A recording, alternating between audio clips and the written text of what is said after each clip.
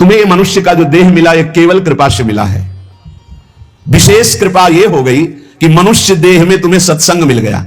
नहीं, कितने लोग हैं इस समय, कितने लोग सत्संग सुन रहे हैं? विचार करके देखो।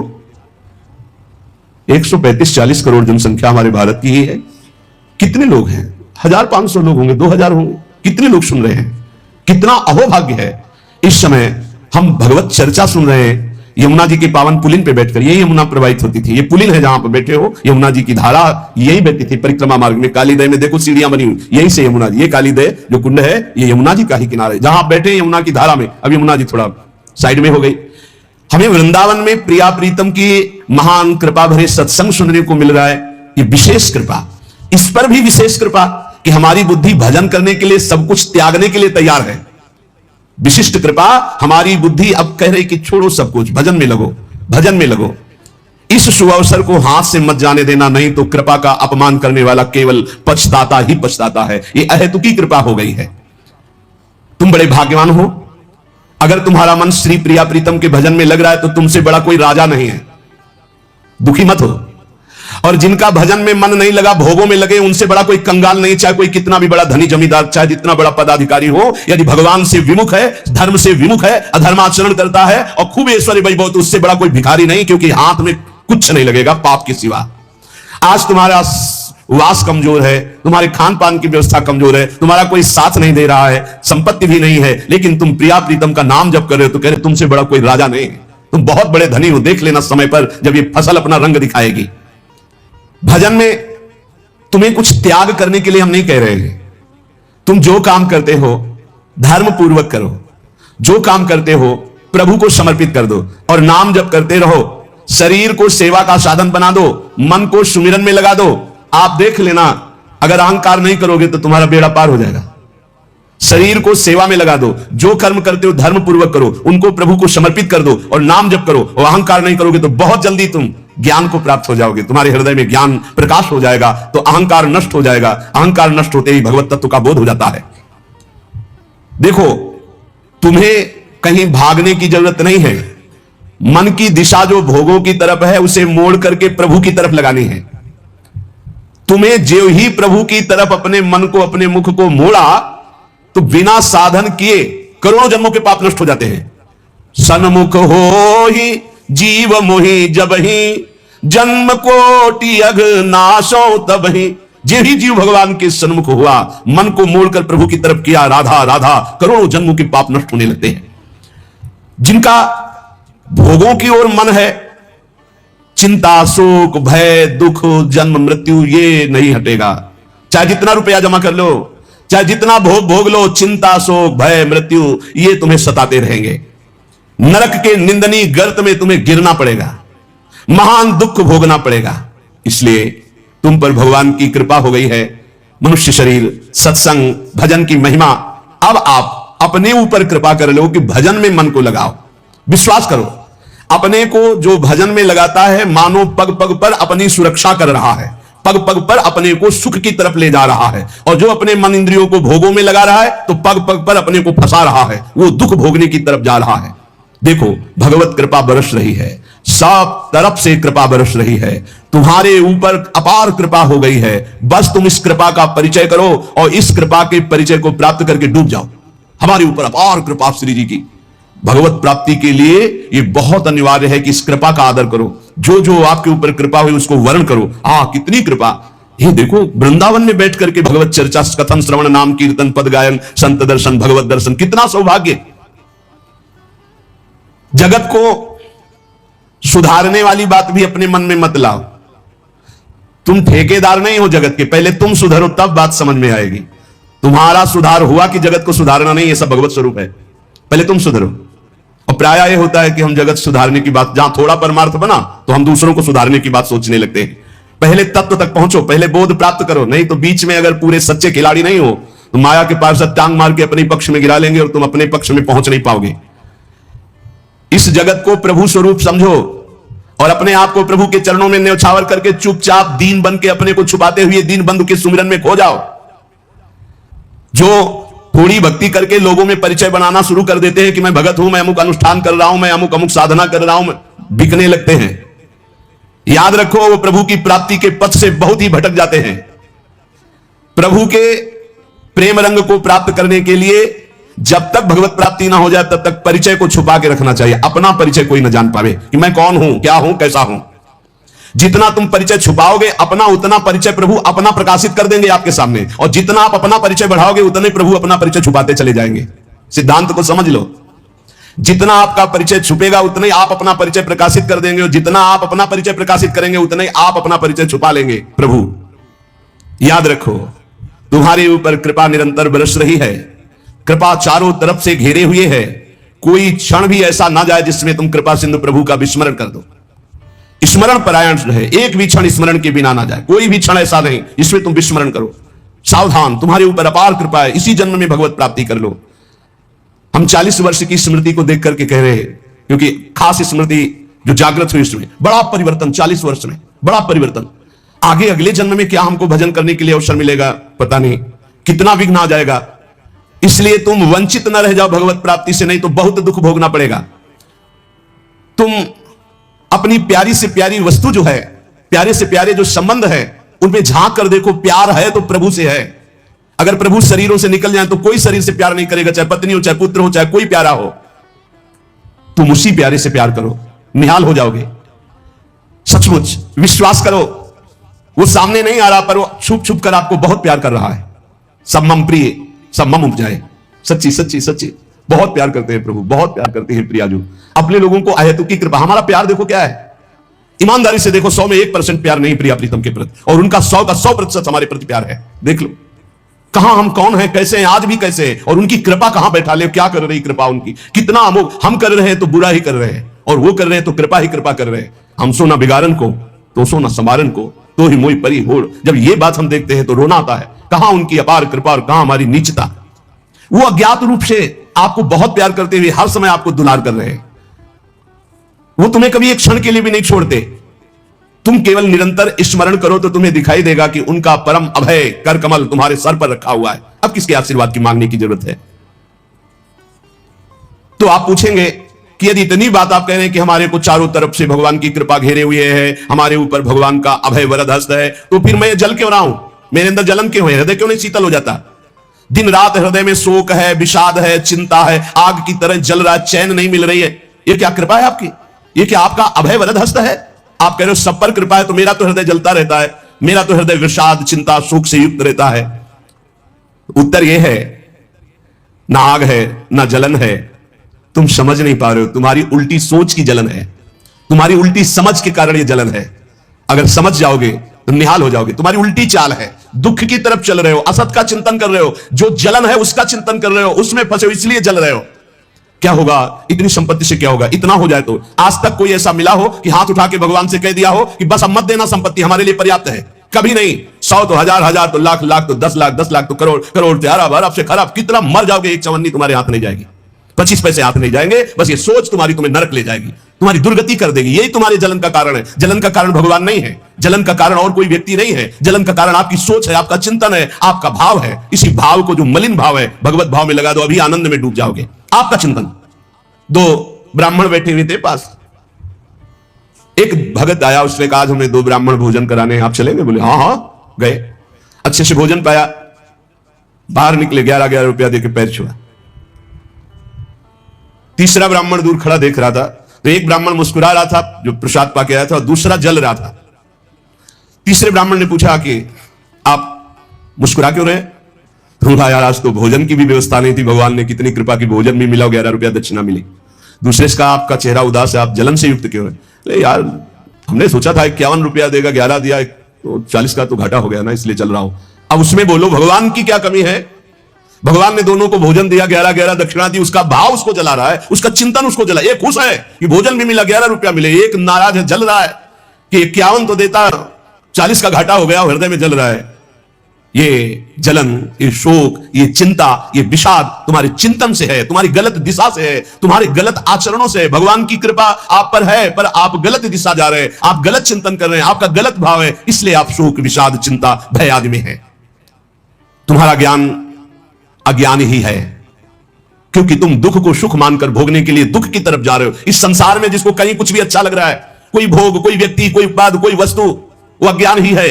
दुखालय शाश्वतम बोर्ड लगा दिया भगवान ने। यहां नाशवान सब कुछ है जो कुछ भी आपके पास है, और सब दुख देने वाला है परिणाम में। परिणाम में, वर्तमान में तो तुम्हें सुखद लगेगा, लेकिन परिणाम में दुख देने वाला यहां सब कुछ है। जो दिखाई दे रहा है वो है नहीं, जो है वो दिखाई नहीं दे रहा। यही माया का कार्य है। इसलिए तुम्हारी सुख की कामना तुम्हें दुख दे रही है। तुम्हारे हृदय में जो ये भाव बैठ गया है कि हम रुपया से, पद से, भोगों से, नाना प्रकार की सामग्री अगर हम मन चाही मिल जाए तो मैं सुखी हो जाऊं, कभी सुखी नहीं होगे। अगर मिल भी जाए तो कभी सुखी नहीं हो सकते, क्योंकि तब लगी कुशल न जीव को सपने हु मन विश्राम, जब लगी भजत न राम को शोक धाम तज काम। जब तक शोकों के धाम कामनाओं का त्याग कर भगवान का भजन नहीं होगा, तब तक शांति नहीं मिल सकती स्वप्न में भी मन को। ये जो सृष्टि दिख रही है ये ऐसी है नहीं, ये अविद्या के कारण दिख रही है। ये ब्रह्ममय है, ये भगवत स्वरूप है। भगवान गीता जी में कह रहे हैं वासुदेवा सर्वमिति समात्मा सुदुर्लभा। जो महान आत्मा ऐसा देखता है कि सब भगवान, केवल भगवान, पूरे के पूरे भगवान, मत्ता परतरम नान्यत किंचित अस्ति धनंजय, किंचन मात्र कुछ और नहीं, वो भगवान की कृपा से परमानंद में डूबता है। चलो, यदि तुम नहीं सुधर सकते, नहीं छोड़ सकते, तो जो होता है होने दो। तुम नाम को पकड़ लो। तुम्हारे रोकने से न मन रुक रहा है, न इंद्रियां रुक रही, न बुरे आचरण रुक रहे हैं। छोड़ो, रोकने की बात छोड़ो, पकड़ो, नाम को पकड़ो। राधा राधा राधा। अपने आप घृणा ना हो जाए तो हमसे बता देना। अपने आप घृणा हो जाएगी, पक्का हो जाएगी। बड़े बड़े विषयी पुरुषों को ऐसी घृणा हुई कि जीवन में लौटकर कभी भोगों की तरफ नहीं देखा। जीवन में लौट करके ऐसे आसक्त भोगी पुरुष, और जिस समय नाम का कृपा प्रसाद चढ़ा तो लौट करके नहीं देखा उन भोगों की तरफ। तुम तो बस अपने मंगलमय प्रभु के चिंतन में चित्त को जोड़ दो, फिर देखो कैसा परिवर्तन होता है। तुम किसी स्थिति की खास कल्पना मत करो, निश्चिंत हो जाओ। तुम नाम के जपने में चित्त को जोड़ दिया तो ऐसे सुख के प्रवाह में पड़ोगे, तुम्हें पता ही नहीं है कि कितना सुख नाम जापक को मिलता है। अगर नाम जप नहीं करोगे तो तुम्हें पता है तुम सुख के लोभ में ऐसे भयानक जगह गिरने जा रहे हो जहां से तुम्हें केवल केवल हरि बचा सकते हैं, दूसरा नहीं। बड़ा सुंदर दिखाई दे रहा है, बड़ा लुभावना सुखद दिखाई दे रहा है, लेकिन भगवान से विमुख होकर जब इसको भोगने जाओगे तो ऐसा फंस जाओगे कि निकलना मुश्किल हो जाएगा।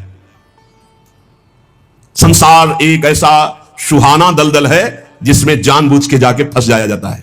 दलदल का मतलब होता है ऊपर से एकदम सूखी पपड़ी, ऐसा लगता है बिल्कुल आप थल में आराम से चले जाइए, कहीं कोई परेशानी नहीं, और जो ही गए फिर गले तक गए, एकदम रबड़ी जैसा वो मिट्टी होती, धंसते चले जाओ।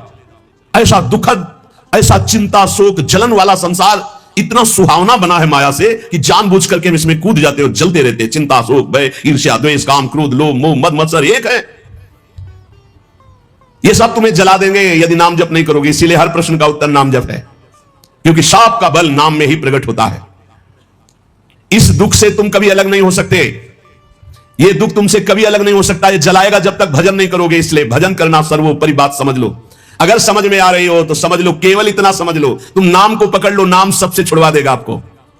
एक जन्म स्वांग ही कर लो भक्ति का।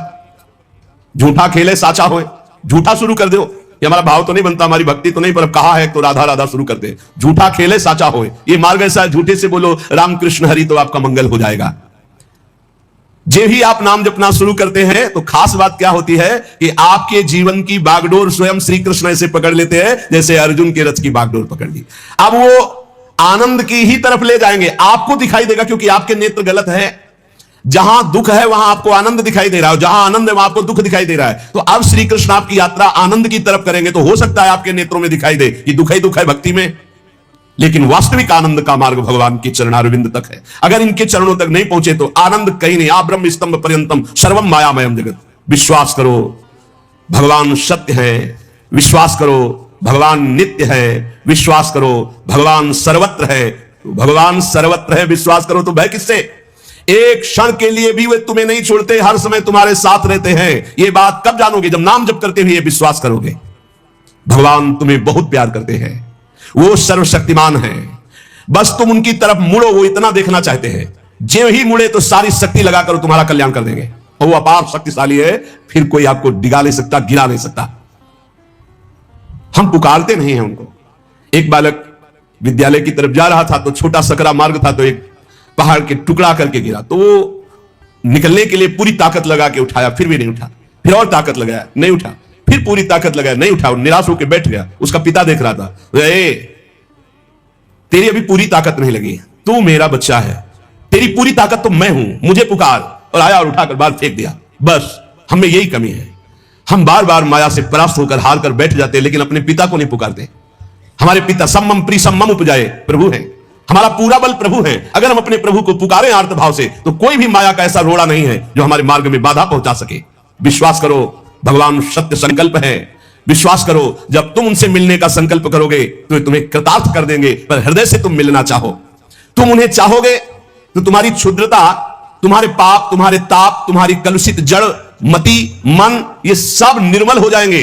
यदि तुम उन्हें चाहोगे तो तुम्हारी दरिद्रता नष्ट हो जाएगी। तुम विशाल हृदय वाले परम पवित्र दिव्य चिन्मय मन से उन चिदानंद प्रभु का अनुभव करोगे। अतः तुम केवल उनकी चाह करने के लिए नाम जप करो, तभी ये चाह पैदा होगी, तभी ये चाह टिकेगी। तुम कृतकृत्य हो जाओगे, महान बन जाओगे। ये भिखारीपना छोड़ो कि तुम्हें कोई और सुख दे सकता है, नहीं। ये अनित्य नाशवान संसार में, नाशवान भोगों में लगे हुए तुम्हारी मांग पूरी नहीं कर सकते। तुम्हारी मांग अविनाशी परमात्मा से पूर्ण होगी। अनेक जन्म व्यतीत हो गए, अभी तक परमात्मा से नहीं मांगा। बोले नहीं, हम तो कई बार मंदिर में मांगे आए हैं। नहीं, ये मांग नहीं सुनी जाती है, ये मांग नहीं सुनी जाती। हम तुम्हें बता रहे हैं मांग कहां से होती है। जब नाम जप करते हुए आर्त भाव से प्रभु से कहोगे, प्रभु मुझे पता नहीं क्या सत्य है क्या असत्य है, मेरा मन नाना प्रकार के भोगों को मांगता है, बस ये जीवन आपको समर्पित है जिसमें हमारा मंगल हो आपका। अब ये मांग सुनी जाएगी, अब इस मांग में विधान बनेगा और आपका एक मार्ग खुलेगा भगवत शरणागति का, और आप दौड़ पड़ेंगे परमानंद के मार्ग में। ये भोगों की मांग मांगने वाले भगवान ज्यादा नहीं देखते। या तो उतना अनुष्ठान करो तो बात सुन लेंगे, नहीं देखते। ये सब मायाकृत भोगों की मांग तो कर्मानुसार शुभ कर्म के फल स्वरूप मिलेगी। ये बाजार है, ऐसे फ्री मिलने वाली नहीं। करोड़पति बनने के लिए तुम्हें साधना करनी पड़ेगी, तुम्हें अशुभों का नाश करके पुण्य एकत्रित करना पड़ेगा। और भगवान की प्राप्ति के लिए अगर आर्त भाव से भगवान को पुकारो, नाम जप करो, सब मंगल हो जाएगा। और भगवान मिल गए तो ये माया रचित संसार तो उनके एक संकल्प से प्रकट हुआ है। पक्का समझ लो, श्रद्धा करो या ना करो, हमारी बात को खुल के समझ लो। आप समझते हो मंदिर में जाओ मांगे बात पूरी हो जाएगी, नहीं होगी, लिख लो। ऐसे खिलवाड़ नहीं है कि हो जाएगी। पत्नी की प्राप्ति करनी थी तो करदम जी ने 10,000 वर्ष तपस्या की, तब पत्नी प्राप्त हुई। आप देखो ना, कोई भी उपाय। जब पुत्र नहीं हो रहा था दशरथ जी के, तो वशिष्ठ जी के यहां जाकर के प्रार्थना की, महाराज पूरी अयोध्या सुनी सुनी लग रही, बिना संतान के आगे चक्रवर्ती सम्राट पर बैठने वाला कोई अधिकारी नहीं दिखाई दे रहा। तब श्रृंगी ऋषि वशिष्ठ बुलावा, श्रृंगी ऋषि को बुलाया, भारी अनुष्ठान किया गया पुत्रेष्टि यज्ञ का, और उसी यज्ञ में श्री भगवान के प्रादुर्भाव होने का संयोग बना। खीर प्रकट हुई और उसे विभाजित किया गया। 4 पुत्र हुए, भगवान श्री राम, लक्ष्मण, शत्रुघ्न, भरत जी। क्या अद्भुत तो अनुष्ठान भगवान ने दिखाया। आप इतिहास पढ़कर देखो, शास्त्र पढ़कर देखो, कामना के लिए तप किया गया है, कामना के लिए उस प्रकार के शुभ अनुष्ठान किए गए। और अगर निष्काम भाव से भगवान की आराधना करो तो योगक्षेमम वहाम्यहम्, मांगना नहीं पड़ेगा, आगे से आगे वो व्यवस्था करते जाएंगे, आगे से आगे व्यवस्था करते जाएंगे। हम तुम्हें कैसे बतावे, पग पग पर उनकी कृपा ऐसे बरसती चली जाती। कैसे कैसे बताए, जहां ऐसा कैसे होगा, ये हमारे सामने प्रश्न आया कि उसका उत्तर उसके पास पहुंच जाता। हो गया, ये हो गया। प्रश्न हुआ कैसे होगा, और वो हो गया। अरे करतुम अकर्तुम अन्यथा कर्तुम, हम प्रभु की शरण में हैं, उनके वचन कभी झूठे हो सकते हो। कहते हैं अनन्यश्चिन्तयन्तो माम ये जना परिपासते तेषां नित्याभियुक्तानां योगक्षेमं वहाम्यहम्, मैं स्वयं वहन करता हूं, अप्राप्ति की प्राप्ति कराता हूं, क्षेम की रक्षा करता हूं। किनको? जो केवल मेरा चिंतन करते हैं। फिर आपको चिंता की बात नहीं, और आप चिंतन नहीं कर रहे, मनमानी भोगाचरणों में उतरे हुए हैं, और आप चले गए मंदिर, भगवान हमारी कामना पूर्ति नहीं होगी, पूर्ति हमारी बात मान लो, उसके लिए अनुष्ठान करना पड़ेगा उस कामना के अनुसार। अच्छा, दूसरे लोग होते हैं, जैसे किसी लेबर से कहा जाए तुम्हें 500 रुपया देंगे, शाम तक ये काम हो जाना चाहिए। बोले जी साहब, ऐसे भगवान से बात करते हैं। प्रलोभन भगवान को दे रहे हो, घूस दे रहे हो, तुम्हें 56 भोग लगा देंगे, तुम हमारा काम कर दो, ऐसे होता है? नहीं। जब कोई बात कहनी है तो हृदय से, आर्त भाव से, नाथ मैं आपका हूं। अपने पिता को कोई घूस देता है, मां 100 रुपया देंगे बाल भोग बना दे, कभी ऐसा कहा है आपने पिता से? कभी लाओ 500 रुपया, हमें जरूरत है, अरे नहीं देंगे, रोज मांगता है, अरे देना पड़ेगा, बाप किसी को हमारा कोई है नहीं तो हमको चाहिए, अब आप दो, पापा आपको देना पड़ेगा। ऐसे या तो संबंध से मांगो, भगवान से संबंध है, संसार में भगवान से संबंध नहीं है तो भगवान नौकर नहीं तुम्हारे, भगवान भगवान है। अरे अखिल कोटि ब्रह्मांडों के मालिक है वो, अनंत ब्रह्मांडों का भरण पोषण करने वाले तुम्हारे कैसे बच्चे हो? तो कैसे बच्चे हो? अपने पिता से, अपने प्रभु से, अपने सखा से, अपने प्राण प्रीतम से कैसे तुम बात करते हो? या तो संबंध रख के बात करो, या फिर उतना साधना करो, तब तो कामनाओं की पूर्ति। साधना हो रही भोगों की, मनमानी भोगाचरण, धर्म विरुद्ध आचरण, और भगवान से जाके मांगोगे तो भगवान बोले हमारी अश्रद्धा हो गई, हमारी कामना की पूर्ति नहीं की भगवान ने। तुम्हारी अश्रद्धा से क्या फर्क पड़ता है? आकाश पे श्रद्धा करोगे तो क्या फर्क पड़ जाएगा? आकाश पे श्रद्धा करोगे तो क्या फर्क पड़ जाएगा? तुम्हारा भाव, आकाश तो बहुत दूर है, तुम छू भी नहीं सकते। ऐसे वो परमात्मा निर्लिप्त, निरपेक्ष, तुम्हारे किसी भाव भाव से वहां फर्क नहीं पड़ता। हाँ, तुम्हारे पे फर्क पड़ जाएगा। भाव करोगे तुम्हारा मंगल हो जाएगा, अभाव करोगे अपने आप नष्ट हो जाओगे। विश्वास करो, भगवान सत्य संकल्प है, कृपा की मूर्ति है, कृपामयी है, प्रभु मूर्ति कृपामयी है। पर यह विश्वास तभी जब नाम चल रहा है, हमारी बात मान लेना, बिल्कुल हृदय से कह रहा हूं, पूरे जीवन की बात, सार बात कह रहा हूं। पायो नाम चारु चिंतामणि, उर करते न खसई हो, अब लो नसानी, अब ना नसई हो। ओहो, अब मिल गया है चिंतामणि। चिंता माने चिंतित पदार्थों को प्रदान करने वाली चिंतामणि। क्या बोले? नाम। नाम रूपी सुंदर चिंतामणि मिल गई, अब छोड़ूंगा नहीं। राधा राधा राधा राधा, हृदय रूपी हाथ से भी चिंतामणि को नहीं जाने दूंगा, अर्थात हृदय से निरंतर नाम जप करूंगा।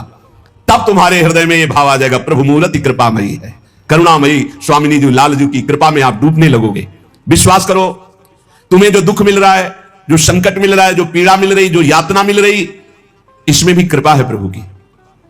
इसमें महान हित छुपा हुआ है, अभी और मिलना चाहिए। जब सब रास्ते बंद हो जाए तब कृपा का रास्ता खुलता है।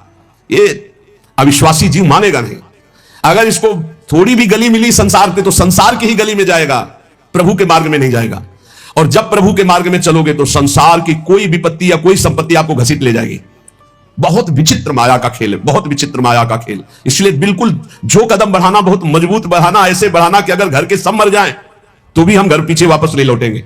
जिसने देखने का हृदय में ठान लिया प्रभु के, तो उसे और के देखने की इच्छा नहीं कर ली, चाहे नहीं, फिर वापस प्रभु की तरफ नहीं आ पाओगे, पक्का समझ लेना। या तो ये पूरे जीवन की बात कह रहा हूं, या तो ऐसी विपत्ति आएगी कि आपको भागना पड़ेगा, या ऐसा प्रलोभन आएगा। प्रलोभन भी आता है, बहुत जोर का प्रलोभन आता है।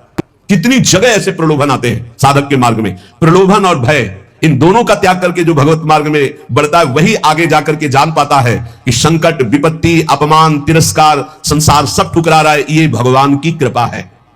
समझ पाएगा कोई कृपा है? लगता है ये कोई कृपा है? कृपा है नमस्कार प्रणाम, माला पहनाया जा रहा है, अनुकूलता है, भोग सामग्री, जय जयकार, ये कृपा है? नहीं, ये कृपा नहीं। बहुत संभल के रहना, यह कृपा नहीं। कृपा है तिरस्कार, अपमान, निंदा, दुख, विपत्ति, संकट। क्यों? इससे संसार का राग और देह भाव नष्ट होता है।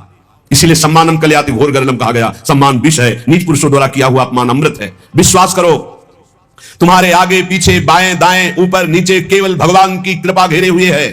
वो सुधा धारा बरसा रही है, अमृत रस बरसा रही है। तुम्हारी शक्ति नहीं अब कि तुम भगवान के मार्ग से हट जाओ, क्योंकि ऐसा चिंतन करो, कितना आनंद है। मेरे आगे पीछे दाएं बाएं ऊपर नीचे सब तरफ से मैं कृपा से घिरा हूं। अब मुझे कोई भी परास्त नहीं कर सकता। मैं भी चाहूं तो अब नहीं वापस जा सकता, भाग नहीं सकता, क्योंकि कृपा ने मुझे घेर रखा है। देखो, भगवान पर भरोसा और इसमें कभी शिथिलता ना पावे तो बहुत जल्दी भगवत प्राप्ति हो जाती। भगवान पर दृढ़ भरोसा और शिथिलता ना आना,